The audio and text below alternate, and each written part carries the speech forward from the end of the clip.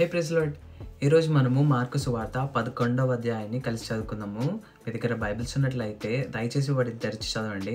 ఒకవేళ లేనట్లయితే స్క్రీన్ మీద వాక్యం వస్తుంది, దాన్ని చూసిన చదవాల్సిందిగా కోరుచున్నాను. మార్కు సువార్త 11వ అధ్యాయంలో యేసుక్రీస్తు యెరూషలేములోకి ఒక ట్రయంఫల్ ఎంట్రీ, అంటే ఒక రాజు ఏ విధంగా అయితే ప్రవేశిస్తాడో ఆ విధంగా ప్రవేశించడాన్ని మనం చూస్తాము. ఒక గాడిద మీద రావడం చూస్తాము.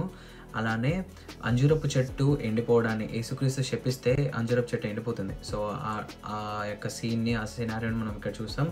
యేసుక్రీస్తు దేవాలయాన్ని క్లీన్ చేయడం చూసాం. అంటే అక్కడ ఎంతోమంది రూకలు అమ్మేవాళ్ళు, వీళ్ళు బిజినెస్ చేస్తూ ఉన్నప్పుడు యేసుక్రీస్తు అక్కడ కోపడ్డము అండ్ అలా దేవుని యొక్క టెంపుల్ని అలా చేయడము యేసుక్రీస్తు సహించలేకపోతాడు. దాన్ని చూస్తాము. The lesson of the withered fig tree. So నిందాక అంజూరపు చెట్టు ఏ విధంగా అయితే ఎండిపోయింది కదా, సో దాని గురించిన లెసన్ యేసుక్రీస్తు చెప్పడం చూస్తాం. ఫర్గివ్నెస్ అండ్ ప్రేయర్, క్షమాపణ మరియు ప్రార్థన గురించి చూస్తాం. అండ్ జీసస్ అథారిటీ క్వశ్చన్, యేసుక్రీస్తు యొక్క అధికారాన్ని పరిశీలనలు వచ్చి క్వశ్చన్ చేస్తారు.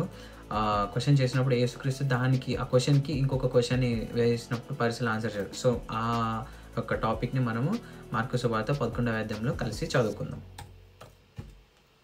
వారు యెరూషలేమునకు సమీపించి ఒలీవల కొండ దగ్గరనున్న బెత్పగే బేతనియా అను గ్రామములకు వచ్చినప్పుడు ఆయన తన శిష్యుల ఇద్దరిని చూచి, మీ ఎదుటనున్న గ్రామమునకు వెళ్ళుడి, అందులో మీరు ప్రవేశింపగానే కట్టబడి ఉన్న ఒక గాడిద పిల్ల కనబడును. దాని మీద ఏ మనుష్యుడును ఎప్పుడునూ కూర్చుండలేదు. దానిని విప్పి తోలుకొని రండి. ఎవడైనాను మీరెందుకు ఇలాగ చేయుచున్నారని మిమ్మల్ని అడిగినడలా అది ప్రభువునకు కావలసినదని చెప్పడి. తక్షణమే అతడు దానిని ఇక్కడికి తోలి పంపునని చెప్పి వారిని పంపాను. వారు వెళ్ళగా వీధిలో ఇంటి బయట తలవాకిట కట్టబడి ఉన్న గాడిద పిల్ల ఒకటి వారికి కనబడను. దానిని విప్పుచుండగా అక్కడ నిల్చున్న వారిలో కొందరు, మీరేం చేయుచున్నారు? గాడిద పిల్లను ఎందుకు విప్పుచున్నారని వారిని అడిగిరి. అందుకు శిష్యులు యేసు ఆజ్ఞాపించినట్టు వారితో చెప్పగా వారు పోనిచ్చారు. వారు ఆ గాడిద పిల్లను యేసునొద్దకు తోలుకొని వచ్చి తమ బట్టలు దానిపై వేయగా ఆయన దాని మీద కూర్చుండెను. అనేకులు తమ బట్టలను దారి పొడుగున పరిచిరి, కొందరు తాము పొలములలో నరికిన కొమ్మలను పరిచిరి.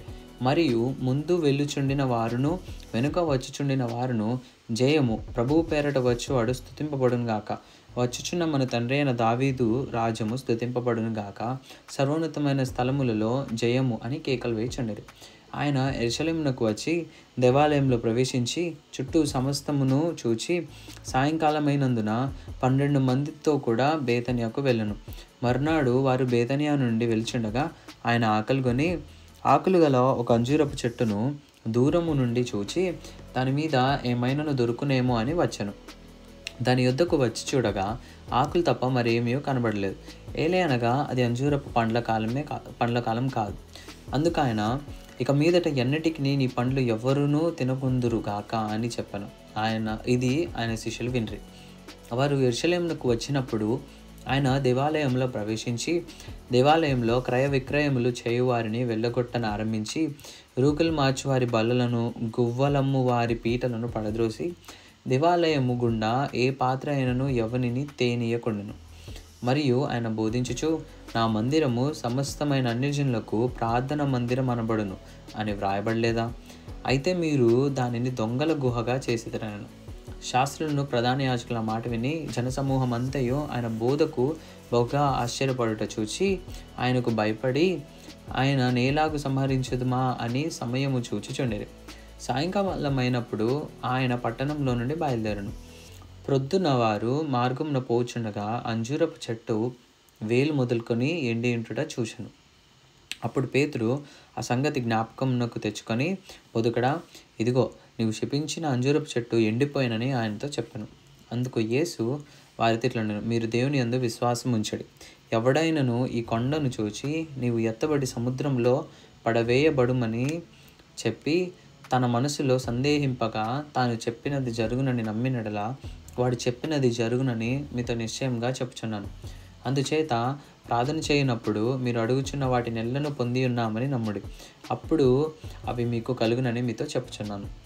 నీకు ఒకని మీద విరోధం ఏమైనా నువ్వు కలిగి ఉన్నాడలా మీరు నిలబడి ప్రార్థన చేయనప్పుడెల్లను వారిని క్షమించడు. అప్పుడు పరలోకమందున మీ తండ్రియు మీ పాపములు క్షమించును. వారు యెరూషలేమునకు తిరిగి వచ్చిరి.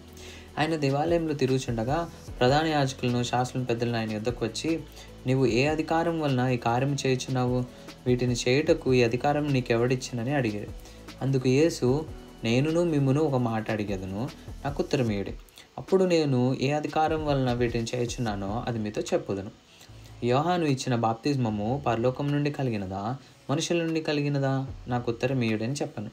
అందుకు వారు, మనం పరలోకం నుండి కలిగినదని చెప్పినడలా ఆయన, అలాగైతే మీరు ఎందుకు అతను నమ్మలేదని అడుగును. మనుషుల వలన కలిగినదని